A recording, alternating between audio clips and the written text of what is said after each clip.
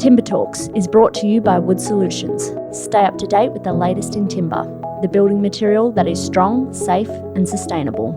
Here is your host, Adam Jones. Timber can increase productivity by up to 50% if the prefabrication is leveraged to its fullest extent. Now, Latrobe University Student Accommodation is an exemplar example of this. It has 3,500 cubic metres of cross-laminated timber and Glulam timber, providing over 600 new beds and student amenities for the university's growing Bundoora Campus. Now, it only took 12 weeks from design to timber landing on site. So today we're very lucky to be hearing from the project team, Danielle Savio, the Project Manager at Multiplex, Danielle Pacella, the Associate Architect at Jackson Clements Burrows, and Atreyu Lacy, Associate Director at TTW. So in part one of this two-part series, you're going to be learning about what the project team did to fast-track the construction, the building information modelling, BIM, and documentation strategy, and leveraging the advantages of both timber and concrete to get the best outcome for the project. Now, it's a fascinating opportunity to just sit and hear these three speak. So there is lots to be learned here. And without any further ado, we'll get into the conversation between the project team of Latrobe University Student Accommodation. Thanks so much for coming on the podcast, Danielle Savio, Danielle Pacella and Atreyu. So we were just speaking before, there's two Danielles here. So we're going to be referring to Danielle Savio as DS and Danielle Pacella as DP. I'd like to start the first question with DP. Can you just tell us a little bit about the high level of the Latrobe University project before we get into some more details about the project? Latrobe, I guess they've got their own, sustainability targets for 2029 to be carbon neutral. So I guess it was part of that in terms of. So I think I've just jumped right into the timber section. That's all right. Obviously they had a need for on-site student accommodations. They didn't actually have any. They didn't really have enough. So they just, I guess, at the time were forward thinking of like what they can provide for students. This was actually stage one. There's meant to be further stages as well. It is a really big university. It's the largest single site in the Southern Hemisphere, and it's actually quite a really beautiful site itself. Like there's just lots of trees, and even though it's out and it's a bit, in suburbia, it's a really lovely campus. Like the little creek that runs through. It's set up really well. So they just selected a site that was best for students that they thought was for the accommodation to be located. And then I guess we came on board with just looking at that particular site, what was the best strategy for the facility. I guess that's how it became two buildings instead of just one, and then minimal interruption to all the trees that were on the site. So that's how it became two, I guess, arcs or bananas, as we called them for a while. And then how it sort of got into how CLT became a big part of the structure, I guess, was when it was about programming, mostly, to be honest. Sustainability, renewability of materials, and some structural efficiencies. Yeah. So obviously timber was weighed up against all the other potential structures that could have been chosen. So Danielle and Atreyu, I guess, why was timber and CLT the most appropriate for this project? You might want to speak about design first, I guess. Yeah, no worries. It's, I guess, for this typology in terms of a student accommodation, the scale of the building is arguably right in the sweet spot for timber. It's in terms of the number of stories, but also just the sheer scale of it and the speed at which it had to be constructed. So an off-site prefabricated type of approach. So the kind of conflation of those two things definitely works well for timber. And obviously, it was, as Danielle alluded to earlier, there was some really key drivers from the client's perspective in terms of the sustainability. And so it kind of became a pretty obvious solution, I guess. I think from our perspective, we've about 5 or 6 years ago now, we constructed some student accom at Monash, and that was in a traditional kind of precast and concrete structure. And then obviously more recently we constructed another student accom building at Monash doing timber. And in comparison to the two, there was certainly gains in how fast we could construct the building. And on that, I guess, because the building itself is so modularized in how it's set out, it's kind of, there's some real gains to be made in using something that's obviously a lot more lightweight. Otherwise, you end up with these really heavy walls everywhere around your building. And so you also then, on the flip side, spend a lot less time in the ground building deep, heavy foundations, which from a site perspective, you can potentially, groundworks are kind of where we usually lose most time if we're going to lose time on a job. And they're also, an area where we can also make gains if we get them right. So doing a lighter, less deep, less complex ground structure to support a lighter weight structure is a real gain from a program perspective. So we certainly see from the two experiences that the timber certainly lends itself to this kind of like typology, I guess. Mm. One of the most impressive parts of the whole project is how quickly you got CLT on site. I mean, it was unbelievable. Can you, I'll start with you, DS, talk about how you achieved such a quick and collaborative kind of environment to deliver this project? A few key things. I think obviously we had some lessons learned for this project from Monash. We kind of already knew which experts and who we wanted to tap into. So obviously having TTW on board, and Atreyu worked with us on the previous project, and having worked with JCB as well at Monash, we kind of already had the skill set that we knew could get us there. And then I think it's quite key to kind of engage with the industry very early on. So we kind of tapped into our supply chain quite quickly, and we knew early on who we were going to use, I guess, for the project.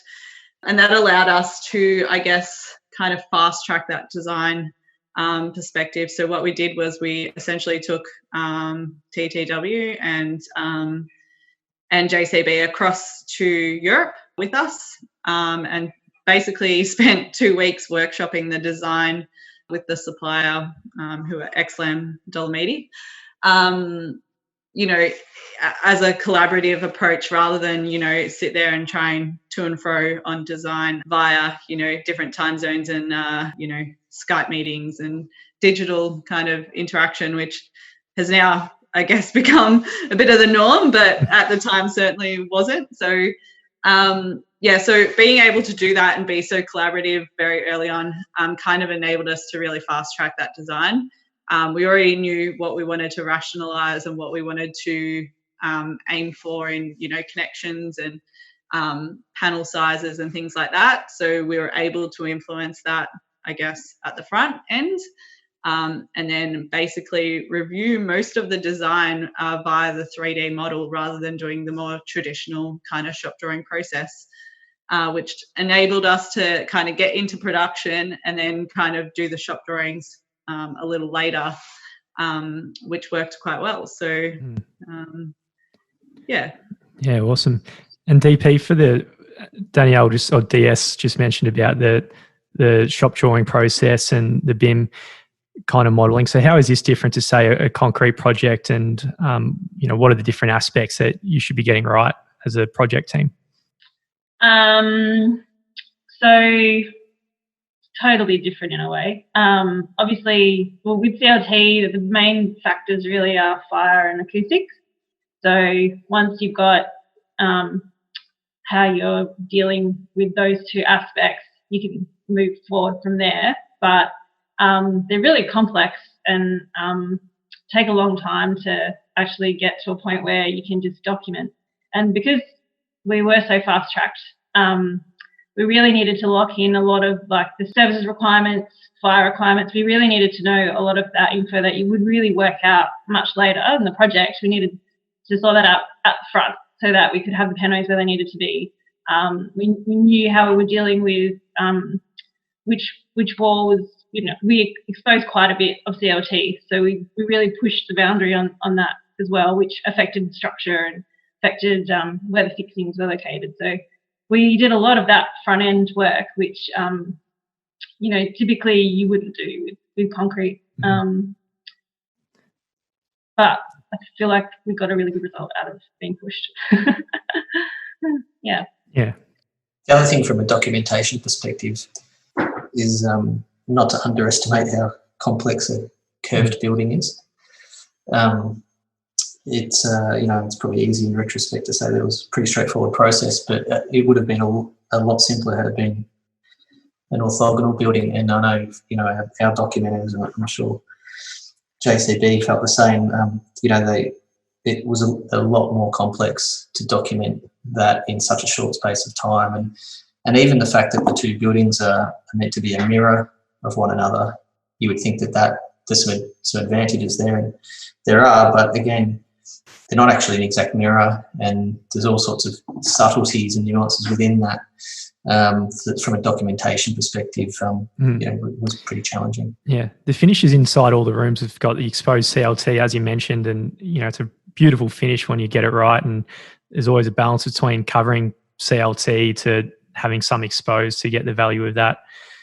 Can you speak a bit about the fire approach, and if you were able to leverage any tests from the Monash project or anything like that, or learnings from that using the same detail into this, and because you've already used that detail in the past or that build up, did it expedite the process for Latrobe? Danielle's probably got a lot more intel on that, but I guess architecturally, they actually, the two buildings are kind of two different beasts, and I feel also that the consultant team plays a really big part in the outcome.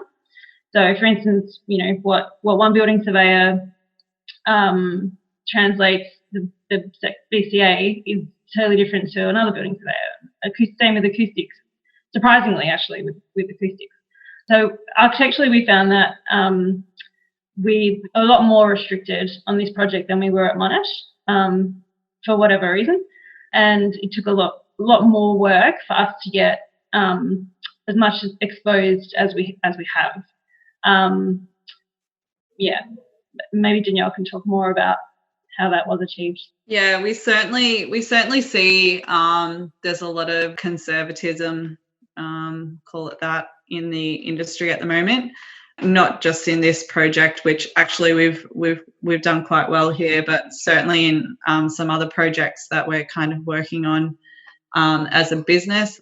And I think, fortunately for this project, it is fairly low rise, and we kind of fall under some things in the construction code that kind of allow us to do a little bit of exposing. We have done quite a lot of testing, and we were able to leverage off some of that from Monash, particularly because we were using the same supplier for the timber. And then also we kind of engaged with the same services subcontractors in most cases, and that was we still went to, I guess, a competitive tender, but it kind of assisted those subcontractors being knowledgeable around dealing with timber and how to treat fire penetrations and things like that from their previous experiences. So we're able to use a lot of their expertise and the kind of details that we'd tested at Monash. We kind of did some independent testing on products to then be able to also use that IP, I guess, here. We did do further testing here because, as as happens, I guess you have kind of one-off details or new details or new services or new things that might not necessarily have come up before that you need to kind of provide some evidence for, or at least have a way to infer that they're similar enough to be deemed, okay to proceed, I guess. And I think we will find this as we're doing more timber projects, that we will slowly build up a knowledge base of details that we know are tested and work, but there will continuously be new details that you will need to either test or find a tested way to deal with. So yeah, I think everything we've done at Latrobe has kind of been easier to have the building surveyor and their fire engineers satisfied because we have had some previous data. But again, it's always those like 5% details that you haven't thought about or haven't seen before that you have to deal with. Yeah. And there's some other, the other thing with that is there's some other forces at play, if you like, in the industry in a broader sense that apply to all buildings. Like there's a lot of change in the approvals landscape, I guess, if there's one way of putting it. Fire's a big one. Cladding, all of these other issues are sort of kind of coming out to bear, and the industry's still working through that. And I think we've still got a bit of a journey to go, to be honest. That further compounds, the complexities of a timber building. Absolutely. Atreyu, one of the interesting dynamics is, the structural engineer and then the suppliers engineers. Obviously for concrete, the project structural engineer has got a different scope compared to, say, a timber one, because your suppliers engineers have more of a manufacturing background and then, in a different skill set in a way to the project engineer. So can you talk a little bit about the dynamic between the two and how you work together to get the most efficient outcome for the building? Yeah, firstly, it's worth noting that the excellent Dolomiti guys were really good to work with. So that straight off the bat, that makes the whole process a lot simpler. In the sense that we both approached it with a pretty open mind. In simple terms, we do a design and we try to tailor it to their, Multiplex had obviously advised us that was going to be their supply. And so we do a design based on their standard, off-the-shelf panel sizes and thicknesses and so on. And then they kind of do their own design as well, and we kind of compare notes and, they'll look at different panel sizes and how they can optimise things from a processing perspective. And there's a bit of sort of back and forth. Ultimately, we have to effectively mirror the design, or we have to have our design that we're comfortable with as the incumbent consultant, because we're ultimately the ones that go on the building permit, not the suppliers engineers. So it's got to be a collaborative relationship, and both parties have to come to that table, in an open sort of way. But they don't replace the registered engineer, if that makes sense. Yeah, absolutely. And how did you, I guess this is for everyone, leverage the advantages of both materials, like using concrete where it's best and using timber where it's best? We did some studies earlier, to look at getting rid of concrete entirely, concrete works better in some instances. And so there was, I think, and not just from a structural perspective, but also from constructability, fire approvals risk, all sorts of considerations. And so I think you kind of just work through it like any design process. It's an iterative thing, and you have all the relative people come to the table, the architect, builder, look at some different options, and you kind of strike the balance. And I guess for you as well, DS, working with timber and concrete, especially at the transfer levels, how is that different to the upper levels where it's just pure timber? Yeah, look, we're obviously, we love building in concrete because we know how to do it. And we have all our, trades and everyone ready to go. I think to be honest, the reality of doing the build as fast as we have done it has meant that we really, regardless of the fact that obviously concrete does some things better, and the more open common areas on the lower levels lend themselves to concrete. But the reality is there's just no way we could have got timber here fast enough to do the entire building in timber unless we wanted to delay the start date of the build. So we kind of had to hit the ground running, get all our foundations done, our groundworks done, and start with a concrete structure just to give us enough time to actually procure the timber and get it here. Otherwise, we would have a nice standstill in the middle there.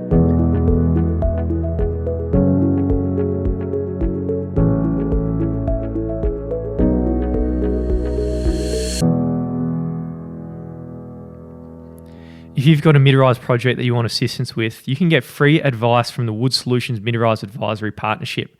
So we've got a cost estimator, someone with architect background, fire engineering, structural engineering, and buildability. So we can comment on the feasibility from all angles. If you'd like this free advice, you can contact me at jones@woodsolutions.com.au and we will get back to you.